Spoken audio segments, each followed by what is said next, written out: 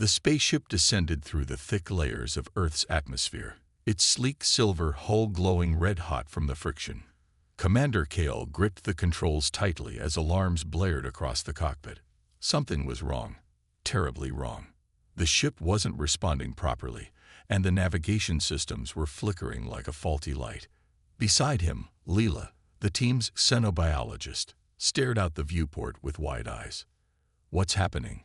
she asked, her voice trembling slightly. "I don't know," Kale replied, his jaw clenched. "It's like something is pulling us down." The rest of the crew sat in tense silence, their faces pale under the dim emergency lights. They had come to Earth on a routine mission. Strange energy signals had been detected emanating from this planet, a peculiar mix of organic and mechanical readings that defied explanation. Their superiors wanted answers. Was Earth a threat, or was it just another primitive world waiting to be cataloged? But now, none of that mattered. Whatever was happening outside the ship was beyond their control.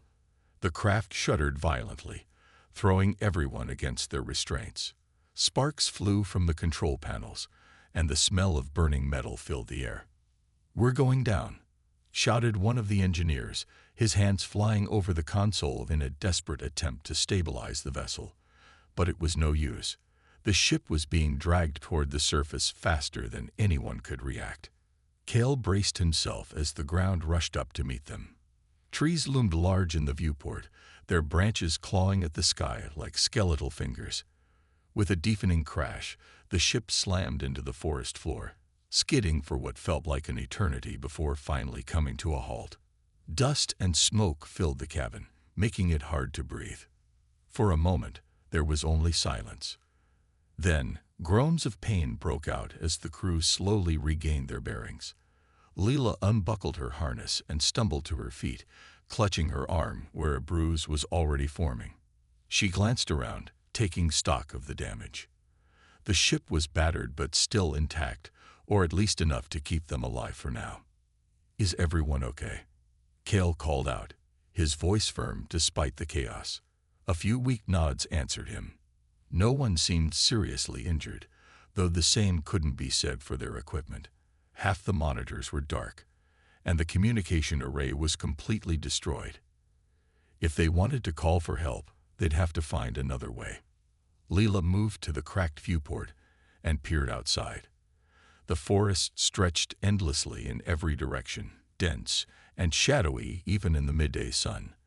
There was something eerie about it, though she couldn't quite put her finger on why.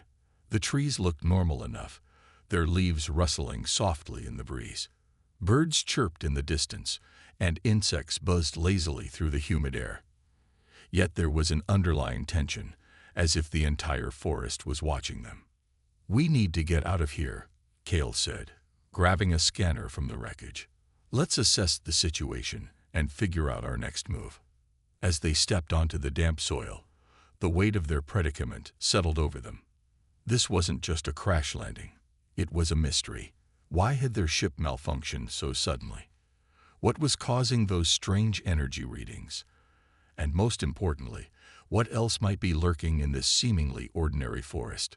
Little did they know, Earth had plans of its own, and survival wouldn't come easy. The alien crew stepped cautiously into the forest, their boots sinking slightly into the soft, damp earth. The air was thick with humidity, and the smell of moss and decaying leaves filled their nostrils. Leela adjusted her scanner, trying to make sense of the strange energy readings that had brought them here in the first place. Every few seconds, the device would emit a faint beep, but the signal was erratic, almost as if it were being disrupted by something in the environment. Kale led the group, his hand resting on the hilt of his weapon. He scanned the trees, his sharp eyes searching for any sign of movement. Despite the peaceful chirping of birds and the gentle rustling of leaves, there was an unsettling stillness to the forest. It felt like they were being watched, though he couldn't see anything out of the ordinary. "Stay close," Kale said over his shoulder, his voice low but firm. "We don't know what's out here." Leela nodded, clutching her sample kit tightly. She couldn't shake the feeling that this place was alive, not just in the way forests usually were, with plants growing and animals moving about, but something deeper, more conscious. The hairs on the back of her neck stood on end, and she found herself glancing over her shoulder more often than she cared to admit. As they moved deeper into the woods, the ground became uneven, littered with roots and rocks. Suddenly, a loud snap echoed through the trees, making everyone freeze. Cal raised his weapon, his body tense and ready for action. But instead of an enemy emerging from the shadows, a man appeared, stepping into view with a rifle slung over his shoulder. "Who are you?" the man demanded, his voice gruff but not entirely hostile. He wore a camouflage jacket and sturdy boots, clearly someone who spent a lot of time outdoors. His eyes narrowed as he studied the strange figures before him. "We're explorers," Cal replied carefully, lowering his weapon slightly. "Our ship crashed nearby. We mean no harm." The man, Jake, as he introduced himself, didn't look convinced. He kept his rifle pointed at them, though not directly aimed. "You don't look like any explorers I've seen," he muttered, eyeing their metallic suits and unfamiliar gear. Leela stepped forward, holding up her hands in a gesture of peace. "We're scientists," she explained gently. "We came to study this planet, but our ship malfunctioned. Can you help us?" Jake hesitated, his grip tightening on his rifle. He didn't trust them, but he also knew better than to start trouble without understanding the situation first. After a long pause, he lowered his weapon slightly. "All right," he said reluctantly, "but you follow my rules. This isn't a safe place." The aliens exchanged wary glances but nodded in agreement. Jake motioned for them to follow him, leading them along a narrow trail that wound through the trees. As they walked, he spoke in short, clipped sentences, warning them about the dangers of the forest. "There's stuff out here you won't understand," Jake said, his voice tinged with unease. "People go missing all the time. One day they're fine, the next, gone. No trace, no explanation." Cale frowned. "What do you think is causing it?" Jake shrugged. "Could be animals. Could be something else. Nobody knows for sure. That's why I stick to hunting deer and staying out of trouble." Leela listened intently, her mind racing. She couldn't help but wonder if Jake's warnings were connected to the strange energy readings they had detected. Was Earth hiding some kind of secret? Something that even its own inhabitants didn't fully understand. After walking for nearly an hour, Jake stopped near a small clearing. In the center stood the charred remains of a campfire, surrounded by scattered tools and supplies.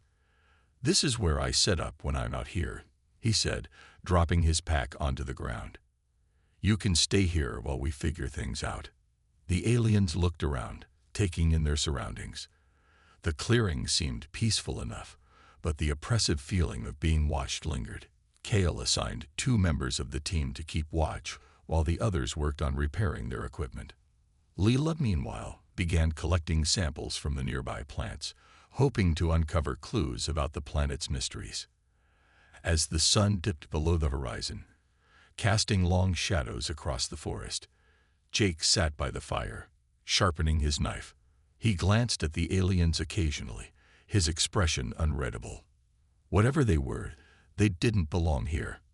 And deep down, he wondered if letting them stay was a mistake. But for now, they were stuck together, and Earth wasn't done surprising them yet. The night in the forest was darker than anything Leela had ever experienced. Even with the fire crackling in the clearing, shadows stretched unnaturally long, swallowing the edges of their small camp. The air grew colder, and an eerie quiet settled over the trees, broken only by the occasional snap of a twig or rustle of leaves. It wasn't the peaceful silence of an empty wilderness. It felt like the calm before a storm. Leela sat cross-legged on the ground, examining the samples she'd collected earlier. She held up a leaf to the flickering light, turning it over in her gloved hands. At first glance, it seemed ordinary, green, veined, and slightly damp, but something about it didn't sit right.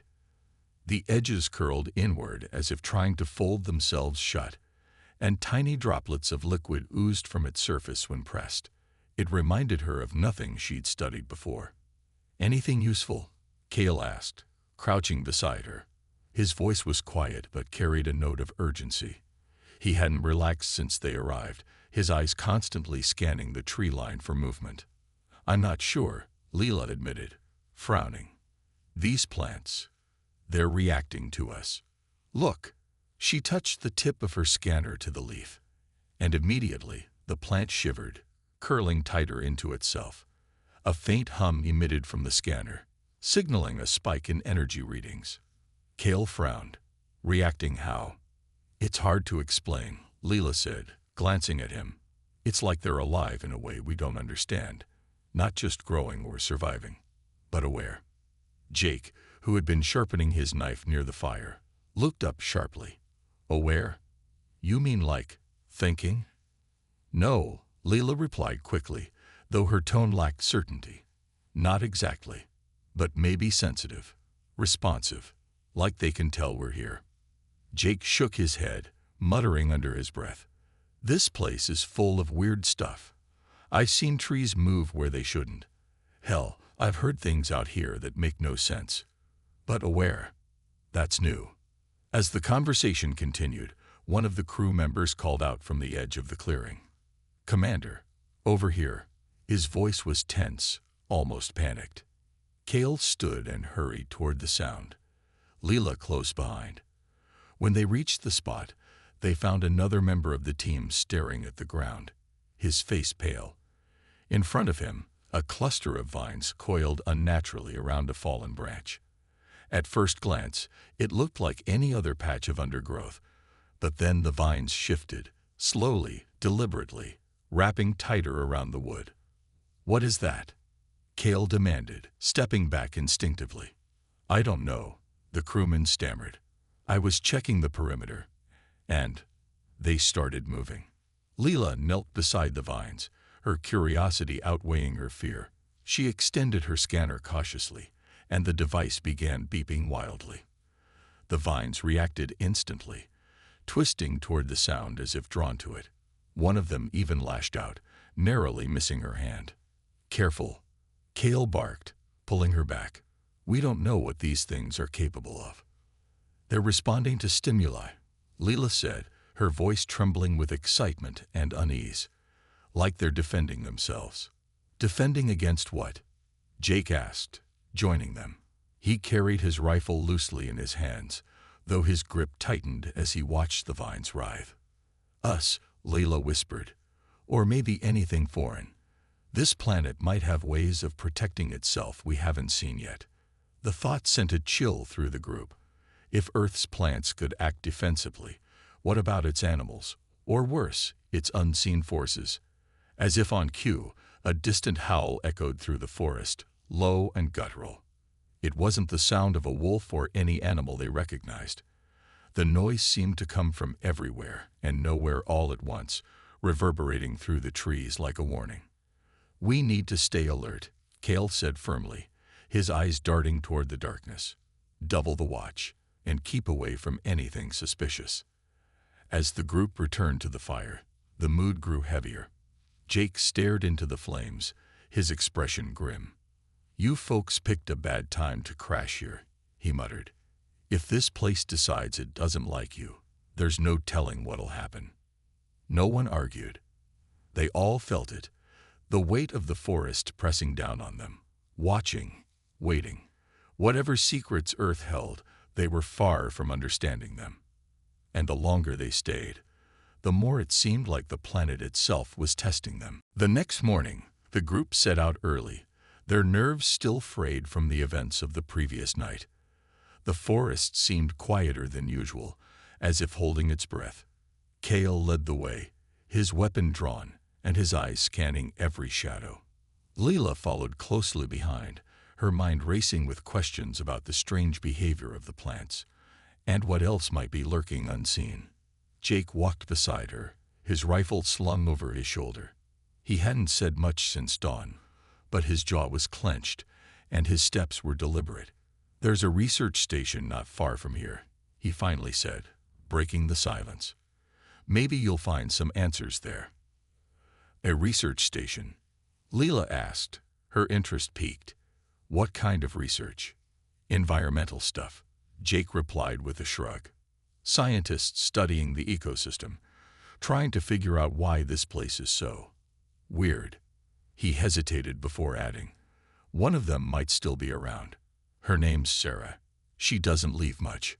Cale glanced back at Jake. Do you think she can help us? She might, Jake said after a pause. But I'm warning you, she's got her own theories about this forest. Some of them sound crazy, even to me. The group pressed on, following Jake's lead as he navigated the winding trails. The deeper they went, the more the forest seemed to close in around them. The trees grew taller, their branches intertwining overhead like a natural ceiling. The air felt heavier, almost suffocating, and the energy readings on Leela's scanner continued to spike unpredictably. After nearly 2 hours of walking, they reached a small clearing where a modest building stood. It looked weathered and abandoned, its walls covered in moss and vines. A faded sign above the door read Forest Research Outpost No. 7. The windows were dark, and the front door hung slightly ajar, creaking softly in the breeze. This is it? Cale asked, raising an eyebrow. Jake nodded. It's not much, but it's better than nothing. As they approached, the door swung open further, revealing a woman standing in the doorway. She looked surprised but not alarmed, her sharp eyes taking in the group with a mix of curiosity and caution.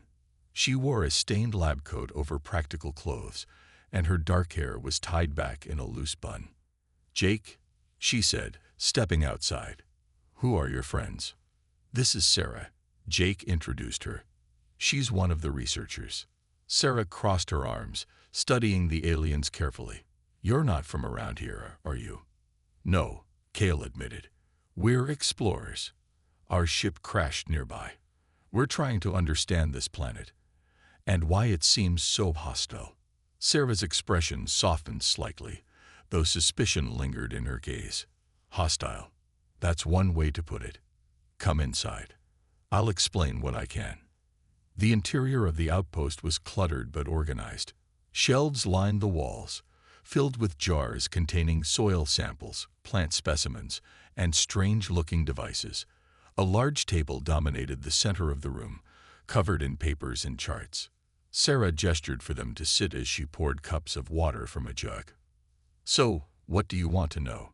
She asked, leaning against the table. Leela spoke first. We've noticed unusual activity in the plants and animals here. They seem reactive, like they're aware of our presence. Sarah nodded slowly. That's because they are. This forest isn't just alive, it's adaptive. I've been studying it for years, and everything points to the same conclusion. Earth has developed a form of planetary immunity. Immunity, Cale repeated, frowning. Yes, Sarah explained. Think of it like a body fighting off infection. Anything foreign, whether it's pollution, invasive species, or visitors like yourselves, triggers a response. The plants, the animals, even the weather patterns, they all work together to neutralize the threat. Leela leaned forward, her eyes wide. Are you saying Earth fights back against outsiders? In a way, yes, Sarah replied. It's not malicious, not exactly. It's survival. Over time, this planet has learned to protect itself, and it's getting better at it. The room fell silent as the weight of her words sank in. If Sarah was right, then Earth wasn't just dangerous. It was intelligent, in its own primal way. Every step they took, every sample they collected, could be seen as a challenge to the planet itself. Jake broke the silence. So, what does that mean for us? For them, he gestured toward the aliens. It means we need to be careful, Sarah said grimly. Very careful. If Earth decides you're a threat, it won't stop until you're gone. The group sat in stunned silence, the weight of Sarah's words hanging heavy in the air. Layla stared at the table, her mind racing. If Earth truly saw them as a threat, then every moment they stayed here put them in greater danger. But leaving wasn't an option, not yet. Their ship was damaged beyond repair, and without understanding the planet's defenses, they risked triggering even worse reactions. Kale cleared his throat, breaking the tension. If this planet is so hostile, how have humans survived here for so long? Sarah sighed, running a hand through her hair. That's the strange part. Humanity seems to have adapted, maybe even integrated, with Earth's systems. We don't trigger the same responses that outsiders do. It's like we're part of the ecosystem now. But we're not human, one of the crew members muttered, glancing nervously toward the window. The forest outside looked deceptively calm, sunlight filtering through the trees. Yet everyone could feel the unseen eyes watching them. Exactly, Sarah said. And that makes you targets. Leela frowned. Is there any way to avoid triggering these defenses, to make Earth see us as harmless? I wish I had a clear answer, Sarah admitted. But everything I've studied suggests Earth doesn't negotiate. Once it identifies something as foreign, it acts quickly, sometimes violently. As if on cue, a loud rustling came from outside.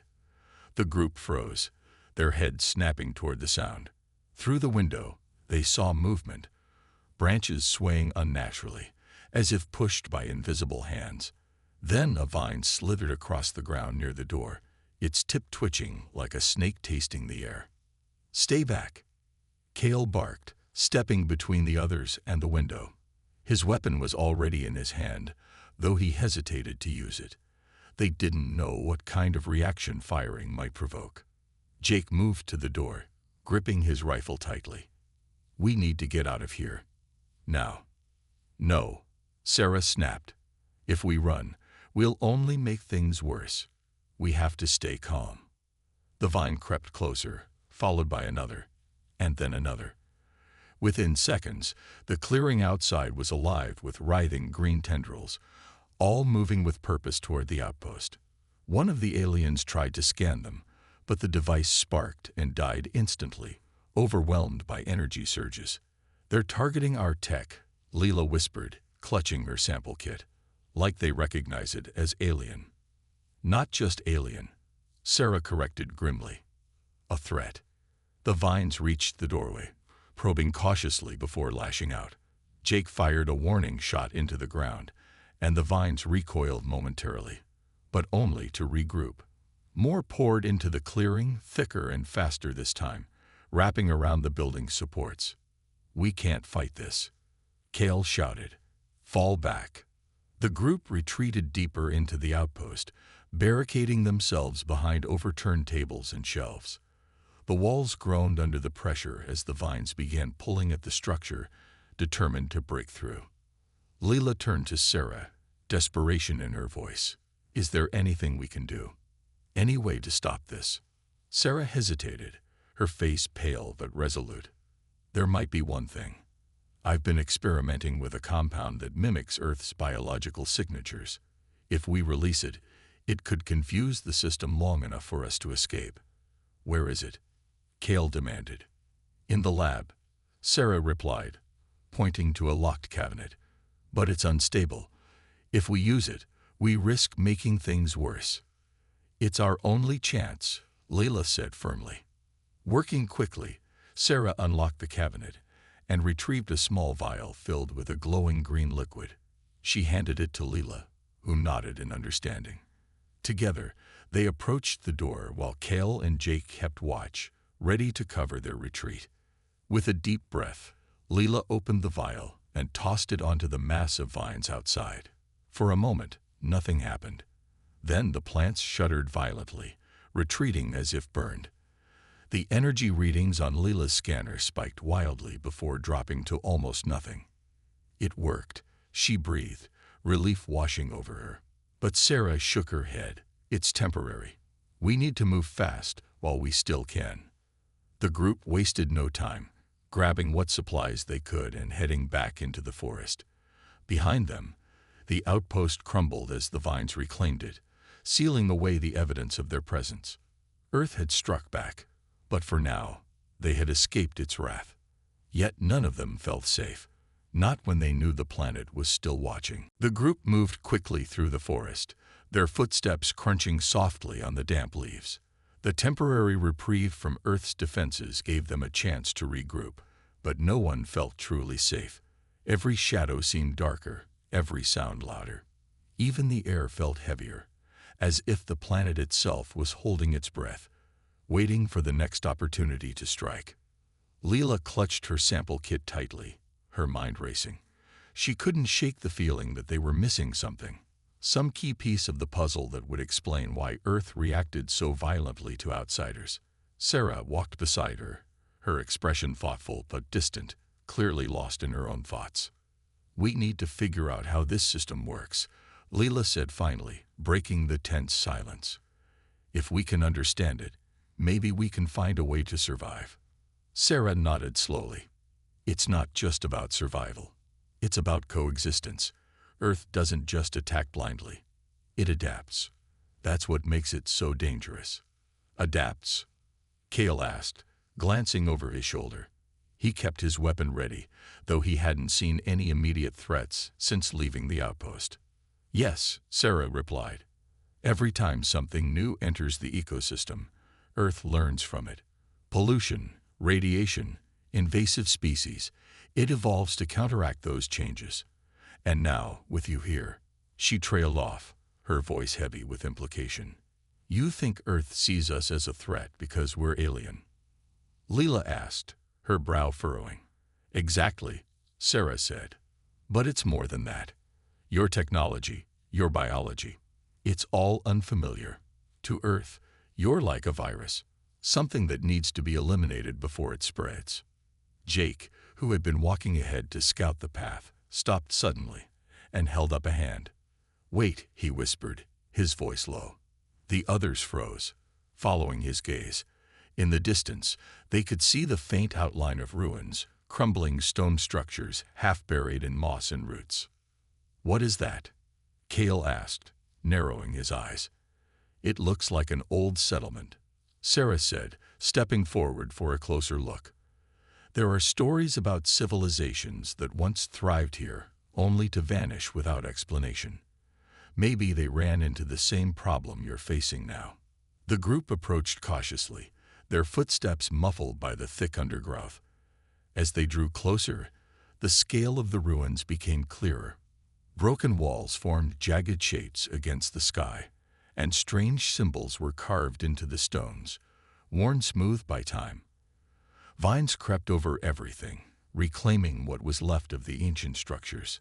"This place feels wrong," one of the crew members muttered, shivering despite the humid air. "It's not just a ruin," Sarah said, her voice tinged with awe. "It's a warning." She knelt beside a large stone slab covered in faded carvings. After brushing away layers of dirt and moss, she revealed intricate patterns depicting humans, plants, and animals intertwined in a chaotic dance. At the center of the design was a massive tree, its roots stretching deep into the earth while its branches reached toward the stars. "These people understood," Sarah murmured, tracing the carvings with her fingers. "They knew Earth wasn't just a planet, it was alive. And when they pushed too far, it fought back." Cale frowned. "You're saying they destroyed themselves?" "No," Sarah corrected. "They were destroyed. By Earth. Their cities fell, their populations vanished, all because they failed to respect the balance." Leela stared at the carvings, her heart sinking. If Sarah was right, then humanity's ancestors had faced the same fate the aliens risked now. The question was, could they learn from the past, or would they repeat it? As the group stood in silence, taking in the weight of the ruins, Jake pointed to something in the distance. A faint glow pulsed among the trees, unnatural and rhythmic. "What's that?" he asked, his voice uneasy. The light grew brighter, almost hypnotic, drawing their attention despite their instincts telling them to turn away. Lila stepped forward, her curiosity outweighing her fear. "We should check it out," she said softly. "It might be important." "No," Cale said firmly, grabbing her arm. "We don't know what it is. We've already triggered enough trouble." But the light beckoned, pulsing in sync with the energy readings on Layla's scanner. Whatever it wasn't natural, and it knew they were there. The group hesitated, torn between caution and curiosity. The pulsing light in the distance was impossible to ignore. It seemed to call to them, pulling at something deep within their instincts. Lila's scanner buzzed erratically, its readings spiking with every step they took toward the glow. Kale tightened his grip on his weapon, his eyes scanning the shadows for any sign of danger. "We shouldn't go closer," Jake muttered, shifting uneasily. "That light. It doesn't feel right." "It might be a clue," Leela argued, her voice steady despite the tension in the air. "If we can understand what it is, maybe we can figure out how to survive here." Kale glanced at Sarah, seeking her opinion. She looked troubled, her arms crossed tightly over her chest. "It could be a trap," she said finally. "But if it's tied to Earth's system, we need to know." Reluctantly, Kale nodded. "All right, but we stay together. No one goes off alone." The group moved cautiously, their footsteps muffled by the thick carpet of leaves. As they drew nearer, the source of the light became clearer, a cluster of glowing orbs hovering just above the ground, each one pulsing in rhythm with the others. They were translucent, almost like bubbles, and faint shapes shifted inside them, too blurry to make out. "What are those things?" one of the crew members whispered, his voice trembling. "I don't know," Leela admitted, her scanner now useless as it emitted a high-pitched whine. "But they're connected to the energy signals we've been tracking." Sarah stepped forward, her expression a mix of fascination and dread. "They look like memories, or fragments of something alive." Before anyone could stop her, she reached out to touch one of the orbs. The moment her fingers brushed its surface, the orb flared brightly, and a wave of images flooded her mind. Ancient forests, towering cities, and people screaming as the ground swallowed them whole. She stumbled back, gasping for air, her face pale. "Sarah!" Kale shouted, rushing to her side. "Are you okay?" She nodded shakily, clutching her head. "It's showing me what happened before. This planet doesn't just adapt, it learns. Every civilization that came before us tried to control it, and every time, Earth wiped them out." The orbs began to pulse faster, their light growing brighter and more intense. The forest around them seemed to come alive, the trees swaying violently even though there was no wind. Vines crept across the ground, moving toward the group with unnatural speed. "We need to leave. Now." Kale barked, grabbing Sarah's arm and pulling her back. But it was too late. The orbs released a deafening hum, and the ground beneath their feet trembled. Roots burst through the soil, wrapping around their legs and holding them in place. Jake fired his rifle at the nearest vine, but the bullets had no effect. The plants simply absorbed the impact and continued advancing. Leela dropped to her knees, frantically searching her sample kit for anything that might help. Her hands closed around a small vial of the compound Sarah had used earlier. "This might work again," she shouted, uncorking the vial and throwing its contents onto the roots. For a moment, nothing happened. Then the vines recoiled, retreating into the earth as if burned. The orbs dimmed, their pulsing slowing until they vanished entirely. The forest fell silent once more, leaving the group shaken but alive. Jake let out a shaky breath, lowering his rifle. "What the hell was that?" "A warning," Sarah said quietly, her voice hollow. "Earth doesn't just fight back, it remembers. And it won't stop until we're gone." Kale turned to her, his expression grim. "Then we need to decide. Do we keep running, or do we find a way to end this before it kills us all?" No one spoke. The weight of their situation pressed down on them, heavier than ever. Earth wasn't just dangerous, it was relentless. And the longer they stayed, the more it seemed determined to finish what it had started. The group stumbled back to a small clearing, their bodies exhausted and minds racing. The encounter with the glowing orbs had left them shaken, but it also gave them a clearer understanding of the danger they faced. Earth wasn't just defending itself. It was learning from every interaction, growing smarter, more aggressive. Each step they took felt like another thread pulled in a web, drawing the planet's attention closer.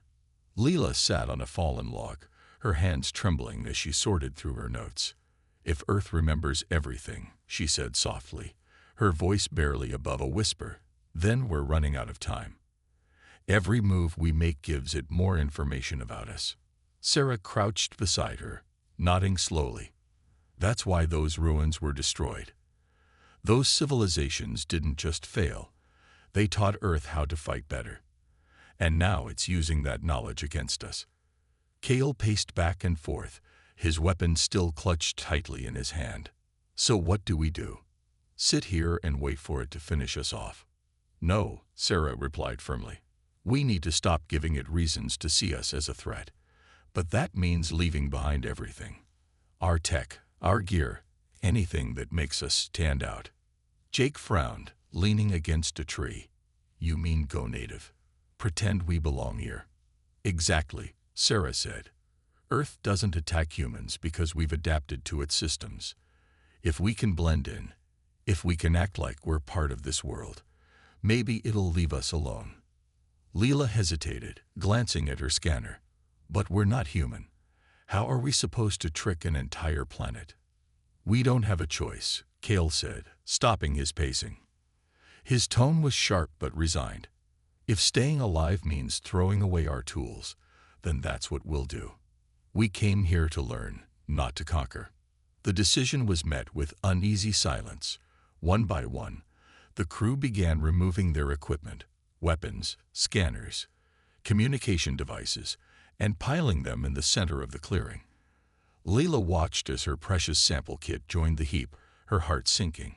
These tools were their lifeline, their connection to home. Without them, they were truly stranded. Jake stepped forward, holding up a small knife. "This is all I'm keeping," he said. "If things get bad, we might need something to defend ourselves." Kale nodded reluctantly. "Fair enough. But remember, no unnecessary risks. From now on, we live like this forest belongs to Earth, not us." As the sun dipped below the horizon, casting long shadows across the clearing, the group prepared to spend the night without the comfort of their technology. The air grew colder, and the sounds of the forest seemed louder than ever. Crickets chirped in the darkness, and distant animal calls echoed through the trees. For the first time since arriving, they felt completely exposed. Leela wrapped her arms around herself, trying to ward off both the chill and the fear creeping into her mind. "Do you think it'll work?"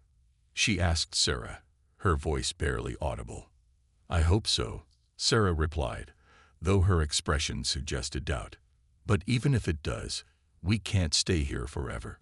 Earth will always know we're different. The only real solution is to leave." "And how do we do that?" Kale asked sharply.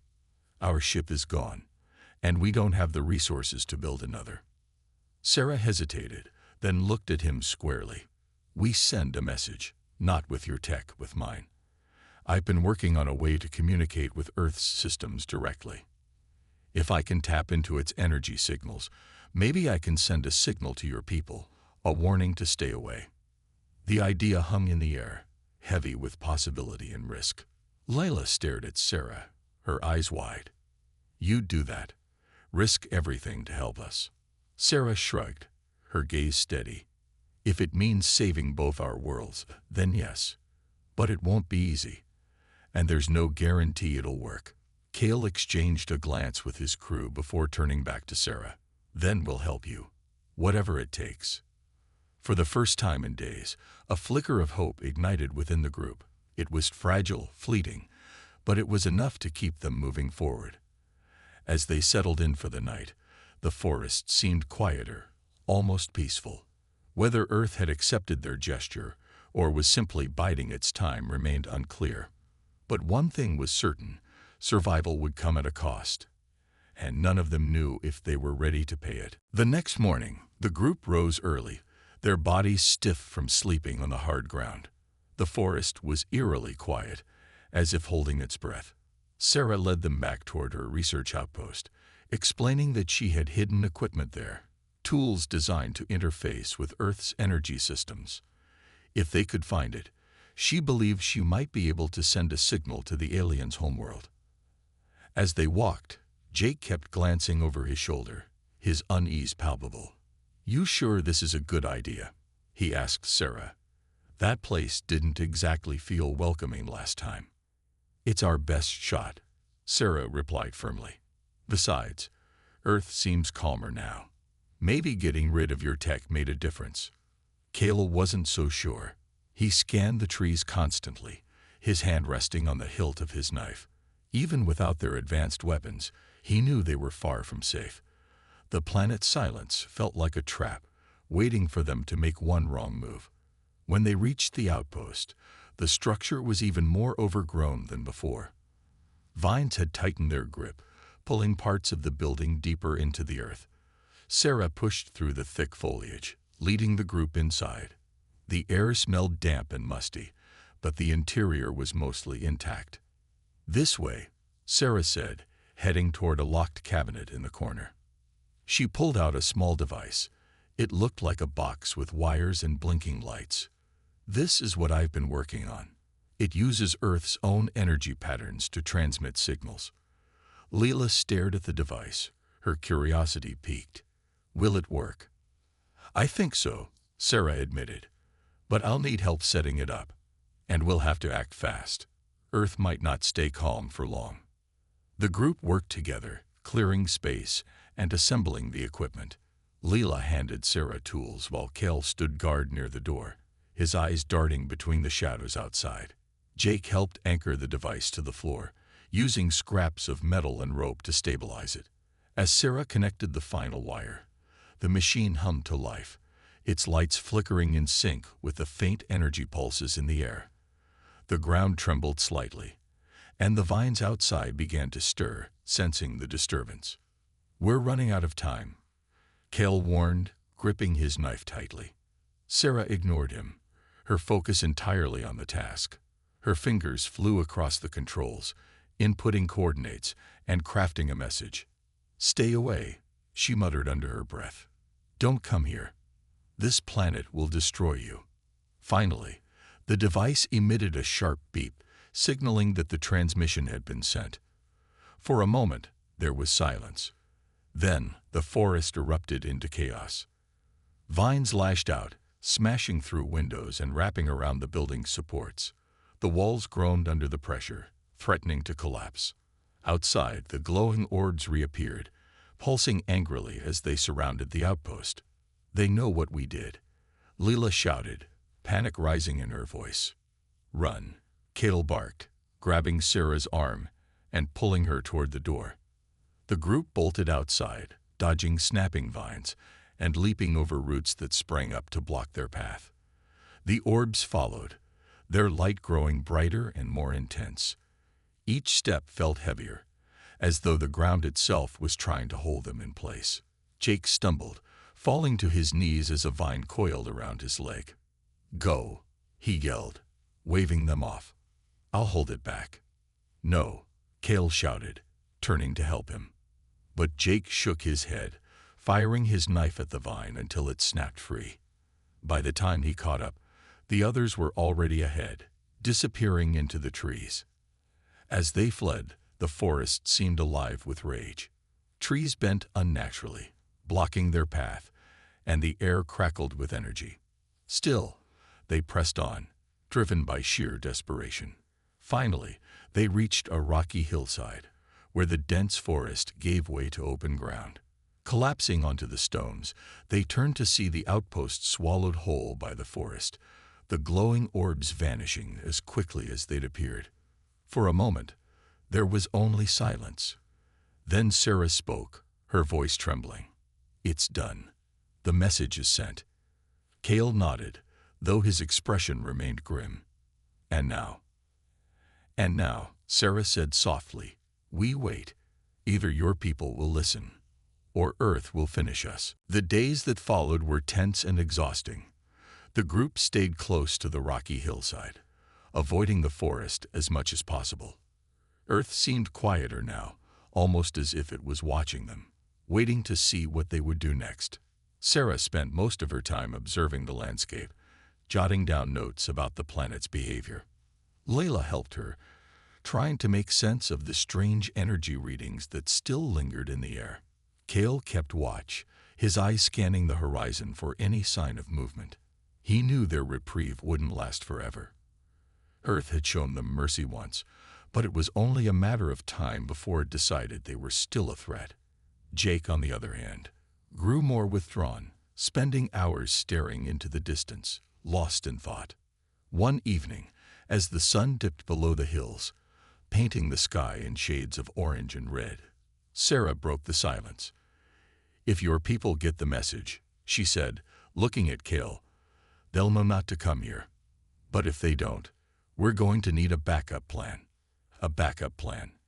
Kale asked, his voice tight with frustration. "What kind of plan can we possibly come up with? We're stranded, outnumbered, and outmatched." "We fight smarter," Sarah replied firmly. "Not harder. Earth's system is complex, but it's not invincible. If we can find its weak points, places where the energy signals are weakest, we might be able to create safe zones, places where we can survive without triggering its defenses." Leela nodded slowly, her mind racing. "It's risky, but it could work. If we can map the energy patterns, we might be able to predict how Earth will react." Jake finally spoke up, his voice low and grim. "And what happens when it learns what we're doing? You think it won't notice?" "It's already noticed us," Sarah shot back. "But maybe, just maybe, it'll let us live if we show it we're not trying to take over." The group fell silent, each lost in their own thoughts. They all knew the odds were against them, but giving up wasn't an option. Not yet. Weeks passed, and the aliens began adapting to life on Earth. They learned which plants were safe to eat, how to read the weather patterns, and even how to move through the forest without disturbing the delicate balance. Slowly, they started blending in, becoming less like invaders and more like guests, at least in appearance. Then, one night, a faint signal crackled through the air. It was weak and distorted, but unmistakable, a response from their homeworld. Kale listened intently, his heart pounding. The message was short. "Understood. Stand by." Relief washed over the group, though it was tinged with sadness. Their survival meant staying behind, cut off from everything they'd ever known. But it also meant hope for their people and for Earth. Sarah watched them silently, her expression thoughtful. "You've done something incredible," she said finally. "You've shown that coexistence is possible, even with something as dangerous as this planet." Kale nodded, his gaze fixed on the stars. "But it comes at a cost, and we'll carry that cost for the rest of our lives." As the fire crackled in front of them, the group sat together under the vast night sky. They were strangers in a hostile world, bound together by survival and sacrifice. Earth had tested them, pushed them to their limits, and forced them to adapt or perish. Far away, across the galaxy, their warning echoed among the stars. Earth wasn't just a planet. It was alive, intelligent, and deadly, a force to be respected, not conquered. And as long as humanity and others heeded that lesson, perhaps Earth would allow them to remain in its shadow, but never truly in control.